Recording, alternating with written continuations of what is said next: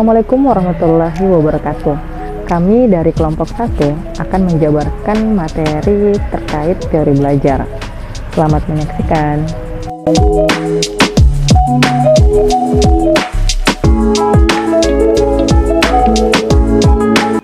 Baik, saya Risma Sule dari kelompok 1. Di sini saya akan membawakan materi tentang teori belajar, yaitu teori behavioristik. Nah, seperti yang kita ketahui, teori behavioristik adalah teori belajar yang mengedepankan perubahan perilaku pada peserta didik. Jadi, teori behavioristik akan mengatakan belajar itu berhasil apabila terjadi perubahan perilaku pada peserta didik. Perubahan perilaku ini terjadi akibat karena adanya antar stimulus dan respon antar guru dan siswa. Nah, adapun contoh-contoh penerapan yang dapat kita lakukan sebagai guru profesional dalam mengajar di sekolah, dalam kelas, menggunakan teori behavioristik, yaitu yang pertama, seorang guru harus mampu menyusun materi, mulai dari materi yang sederhana sampai materi yang kompleks. Kemudian yang kedua, guru harus sering memberikan contoh berupa instruksi selama proses pembelajaran berlangsung. Kemudian apabila guru mendapati proses pembelajaran yang tidak baik atau perilaku siswa yang tidak baik, baiknya hal tersebut langsung ditindaklanjuti atau baiknya hal tersebut langsung ditegur oleh guru. Nah, berikutnya guru perlu memberikan evaluasi kepada siswa atau kepada peserta didik sesuai dengan pola perilaku peserta didik tersebut.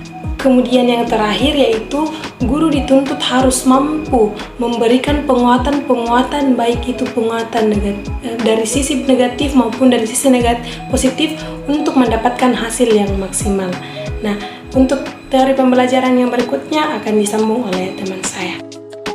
Saya akan menjelaskan tentang bagaimana penerapan teori belajar kognitif dalam pembelajaran. Nah, sebelum itu saya ingin menjelaskan tentang apa sih itu teori belajar kognitif. Nah, teori belajar kognitif ini adalah teori yang menjelaskan bagaimana faktor internal dan faktor eksternal itu sangat mempengaruhi proses mental individu untuk melengkapi pembelajaran. Nah, adapun fokus dalam teori ini yaitu penggunaan unsur kognitif dalam proses pembelajaran. Teori kognitif ini lebih mementingkan proses daripada hasilnya. Adapun contoh penerapan teori belajar kognitif tersebut yaitu yang pertama, kita dapat meminta siswa untuk merefleksikan pengalaman mereka melalui pembuatan jurnal untuk mencatat laporan harian mereka tentang kegiatan apa saja sih yang mereka lakukan. Kemudian yang kedua, kita bisa meminta siswa dalam mengeksplorasi dan memahami bagaimana ide-ide itu bisa terhubung. Kemudian yang ketiga, meningkatkan pemahaman dan ingatan mereka melalui penggunaan visualisasi dan permainan dalam menyampaikan materi. Nah, di sini guru dapat menggunakan media-media pembelajaran seperti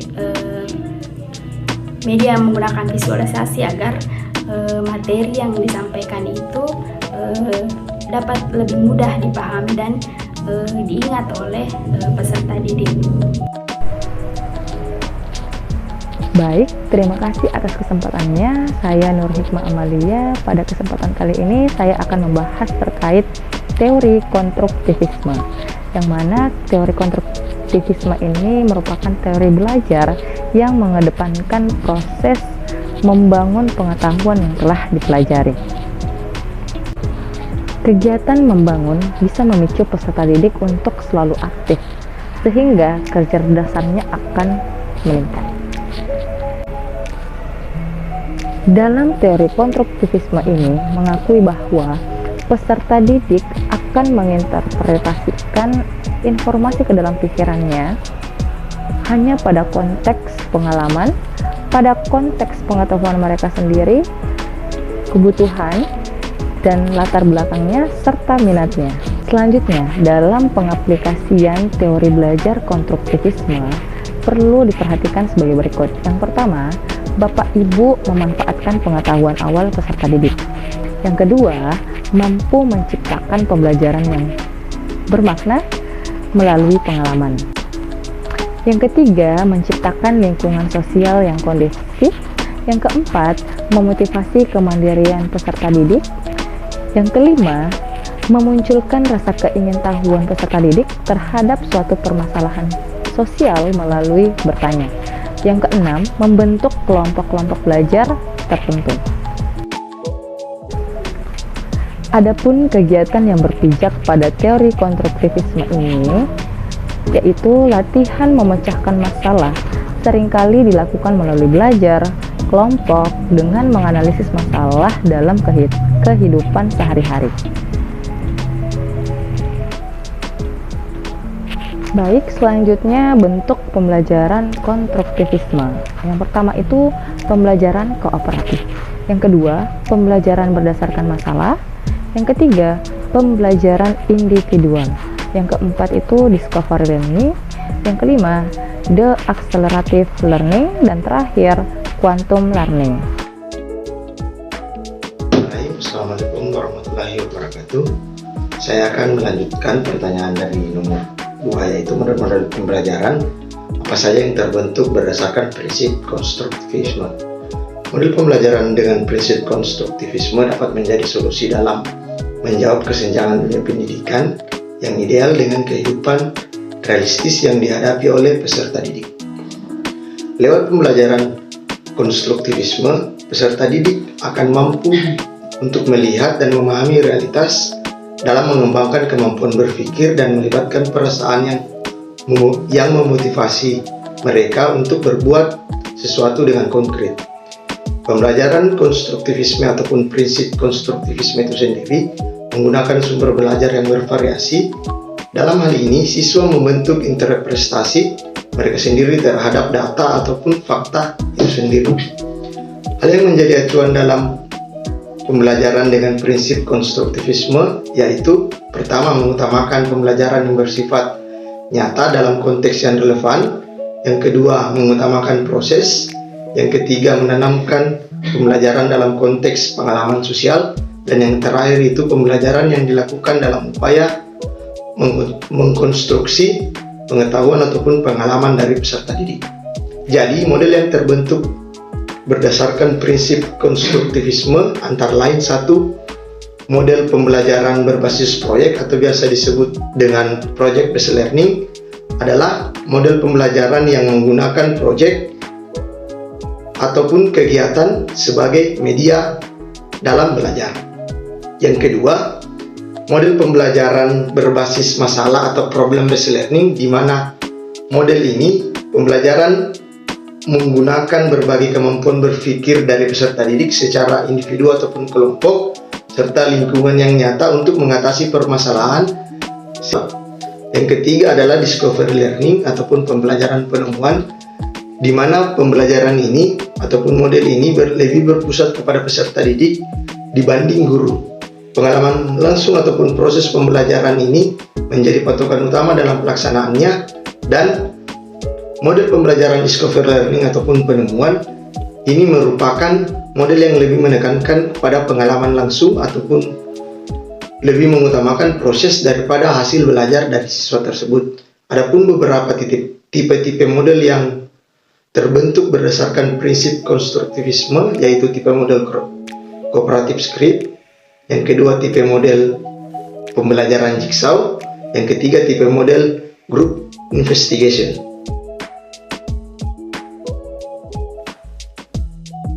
Halo sahabat PPG, saya akan mencoba menjelaskan poin ketiga, yaitu rencana untuk meningkatkan motivasi para siswa di dalam kelas. Adapun gambarannya yaitu Robert 16 tahun yang menunjukkan sedikit minat di sekolah dan saat ini tinggal bersama dengan bibinya, di mana guru sudah tidak bisa menghubungi lagi orang tuanya. Nah, hal yang pertama yang harus dilakukan oleh seorang guru ketika berhadapan dengan permasalahan seperti ini adalah guru harus berusaha melakukan pendekatan secara personal kepada si anak ini dan menggali informasi alasan kenapa Robert ini kurang minat belajar di sekolah. Nah, langkah kedua yang harus dilakukan oleh seorang guru adalah setelah mendengar keluh kesah Robert, kita sebagai guru ikut membantu mengarahkan pola pikir agar mengarah ke arah yang positif. Nah, saat ini Robert ini adalah pribadi yang membutuhkan perhatian untuk mengembangkan kepribadiannya sendiri. Nah, guru di sini mengambil perhatian tersebut agar Robert bisa diarahkan ke arah yang lebih baik. Langkah ketiga yaitu memberikan contoh bahwa pendidikan itu sangat penting. Guru juga memberikan kata-kata motivasi kepada Robert tentang apa yang dilaluinya saat ini akan berpengaruh besar ke masa depannya. Hal yang keempat yang harus dilaksanakan oleh seorang guru adalah guru bekerja sama dengan bibinya, di mana dalam kasus ini bibinya itu tentu berperan penting dalam proses penumbuhan motivasi seorang Robert ini. Nah, hal ini kita lakukan karena orang tua dari si anak ini sudah tidak bisa dihubungi lagi, sehingga kita perlu menjalin kerjasama dan komunikasi kepada bibinya terkait mengenai proses peningkatan minat dan motivasi belajar. Nah, hal ini guru perlu lakukan agar si anak ini tidak merasa kehilangan peran sosok dari keluarganya sendiri. Itulah pemaparan dari kelompok kami. Semoga bermanfaat. Kurang dan lebihnya mohon dimaafkan. Wabillahi taufiq wal hidayah. Wassalamualaikum warahmatullahi wabarakatuh.